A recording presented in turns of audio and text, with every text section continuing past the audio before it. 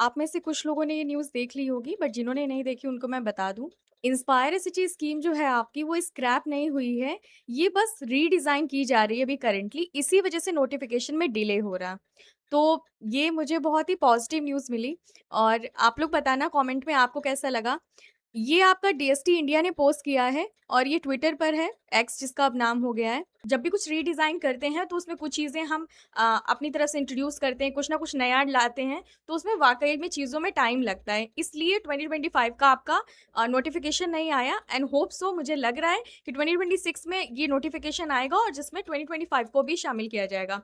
बाकी जल्दी से जल्दी कुछ और पता चले बट हाँ, ये देख के तो अच्छा लगा कि ये स्कीम खत्म नहीं होने वाली मतलब इसको बोला जा रहा था डिसकंटिन्यू कर देंगे, अब नहीं आएँगे स्कॉलरशिप क्योंकि देखो बात ये है कि ये बहुत बड़ी स्कॉलरशिप है।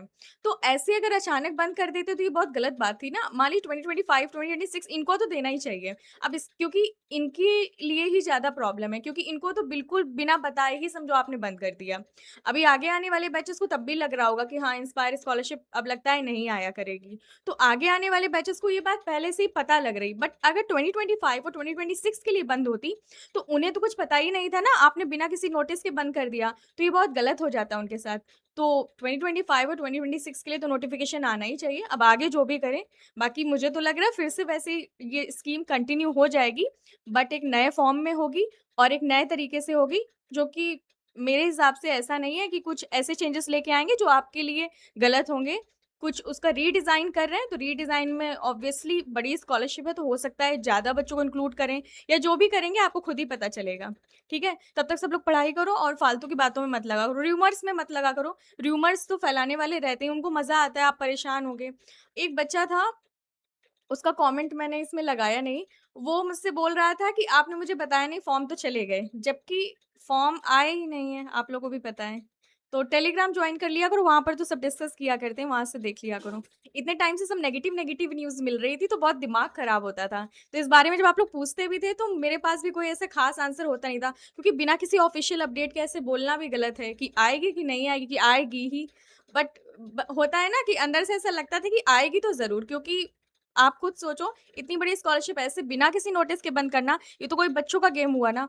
बच्चों का तो गेम हो नहीं रहा।